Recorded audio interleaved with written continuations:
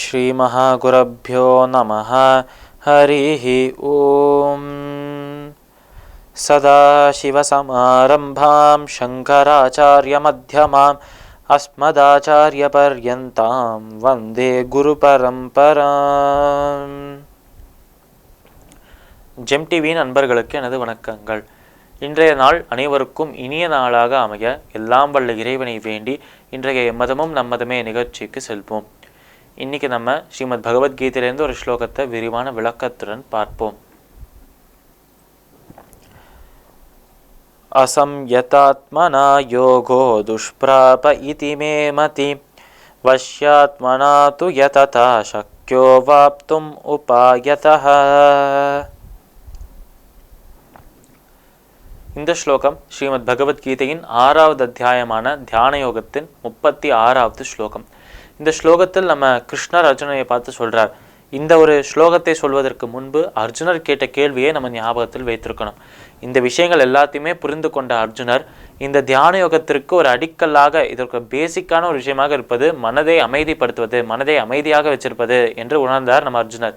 இதை கேட்டுட்டு நம்ம கிருஷ்ணரை பார்த்து சொல்றாராம் அர்ஜுனர், இந்த மனதை அடக்கணும், மனதை அமைதிப்படுத்தணும், சாந்தப்படுத்தணும், அதுதான் தியான யோகத்திற்கு முக்கியம் என்று சொன்னாய். ஆனால் அந்த மனதை அடக்குவது எப்படி என்று சொல்லலையே கிருஷ்ணா என்று சொன்னார் நம்மளோட அர்ஜுனர். ஏனென்றால் மனதை அடக்குவது என்பது ஒரு பாறங்களை உயர்த்துவது போலவும் அதே நேரத்தில் அந்த வாயுவை, அதாவது காற்றை அடக்குவது போலவும் இருக்குமே கிருஷ்ணா என்று சொல்றார். காற்று எப்பயுமே கையால் பிடித்து, இந்த ஒரு காற்றை கையில் பிடிக்கிறேன், எப்போ தேவைப்படுறதோ அப்போ உபயோகப்படுத்துகிறேன் என்று காற்றுக்கு வேலி போடவே முடியாது. அதனால் காற்றை அடக்குவது போலவே மனதை அடக்குவது கஷ்டம் என்று சொன்னார் நம்ம அர்ஜுனர். அதுக்கு அடுத்த ஸ்லோகத்தில் 35வது ஸ்லோகத்தில், போன ஸ்லோகத்தில் நம்ம கிருஷ்ணர் சொல்றான் அர்ஜுனனை பார்த்து, நிச்சயமாக அர்ஜுனா நீ சொல்றதுல எந்த ஒரு சந்தேகமுமே இல்லை, நிச்சயமாக மனதை அடக்குவது என்பது கஷ்டமான கடினமான ஒரு விஷயம்தான்.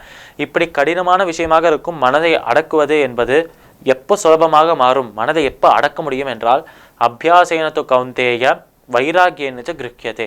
எப்பொழுதும் ஒரு முயற்சியோட, விடாமுயற்சியோடு இருந்து அந்த ஒரு நம்ம மனதை அடக்குவதற்கு கஷ்டப்படணும், பாடுபடணும் என்று சொல்றார் நம்ம கிருஷ்ணர். இப்படி மனதை அடக்குவதற்கு மீண்டும் மீண்டும் முயற்சி செய்து கொண்டே இருந்தால் முதல்ல ஆரம்பிக்கும் போது அது பலன் தரா மாதிரி தெரியாது. ஆனால் தினமும் நித்தியமும் அதை செய்து கொண்டே வந்தால் அதன் பலனை கொஞ்சம் கொஞ்சமாக காணலாம் அர்ஜுனா என்று சொல்றார் நம்ம கிருஷ்ணர். இப்போ இந்த ஸ்லோகத்தில் நம்ம கிருஷ்ணர் சொல்ற விஷயம் என்ன என்றால், அந்த ஒரு மனதை சாந்தமாக வைத்திருப்பது, அலைப்பாயும் மனதை சாந்தப்படுத்துவது எவ்வளவு முக்கியம் என்று இந்த இடத்தில் சொல்றார் நம்ம கிருஷ்ணர். அசம்யதாத்மனா யோகோ துஷ்பிராப இதி மே மதி. அதாவது மனதை அடக்காத ஒரு நபர், அடக்கப்படாத ஒரு மனம், எப்போ இங்கங்குன்னு அலைப்பாய்ந்து கொண்டே இருக்கும் மரம், அந்த ஒரு மனதை வைத்து நமக்கு இறைவனை, கடவுளை நினைக்க முடியாது. அதனாலேயே இந்த யோகம் அந்த அலைப்பாயும் மனம் உடைய ஒரு நபருக்கு கிட்டாது என்று சொல்றார் நம்ம கிருஷ்ணர். இந்த தியான யோகம் என்பது யாருக்கு கிடைக்கும், தியான யோகத்தின் அந்த ஒரு பலன் யாருக்கு கிடைக்கும் என்றால், இந்த மாதிரி அலைப்பாயாத ஒரு மனதோடு, சாந்தமான ஒரு நிலையான ஒரு மனதோடு அந்த இறைவனை நினைக்கும் நபருக்கு மட்டுமே இந்த தியான யோகம் கிடைக்கும். இந்த தியான யோகத்தின் பலன் அவனையே வந்து சேரும் என்று சொல்றார் நம்மளோட கிருஷ்ணர். அசம்யதாத்மனா யோகோ துஷ்பிராப இதி மே மதி வஷ்யாத்மனா து கௌந்தேய. இந்த மாதிரி சொல்லிட்டு நம்ம கிருஷ்ணர் அர்ஜுனையை பார்த்து சொல்றாராம், இந்த மனதை அடக்குவது என்பது ரொம்ப முக்கியம் அர்ஜுனா. அதை அடக்கவில்லை என்றால் நமக்கு இந்த யோகம் கிடைக்காது. தியான யோகம் கிடைக்கவில்லை என்றால் நம்ம இறைவனை சென்று அடைவதற்கான வழி அடப்பட்டு விடும் என்று சொல்றார் கிருஷ்ணர். அதனாலேயே நம்ம இந்த தியான யோகத்தை பின்பற்றுவதற்கு மனதை அடக்கி வைத்திருக்கணும் என்று சொல்லி இந்த இடத்தில் 2 உதாரணங்களாக இந்த மனதை அடக்கினவர், மனதை அடக்காமல் அலைப்பாயும் மனமுடைய நபராக இருப்பவர் 2 பேரின் உதாரணத்தை எடுத்து சொல்றாராம் கிருஷ்ணர். இவா 2 பேர்ல மனதை அடக்கிய நபருக்கு தான் இந்த யோகம் கிடைக்கும். அந்த யோகத்தை பின்பற்றிய அவர் இறைவனை அடைகிறார்.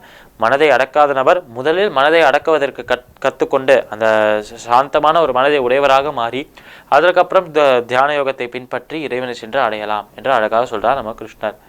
இப்போ அடுத்த ஸ்லோகத்தில் நம்மளோட அர்ஜுனர் கிருஷ்ணரை பார்த்து இன்னொரு கேள்வியை கேட்கிறாராம்.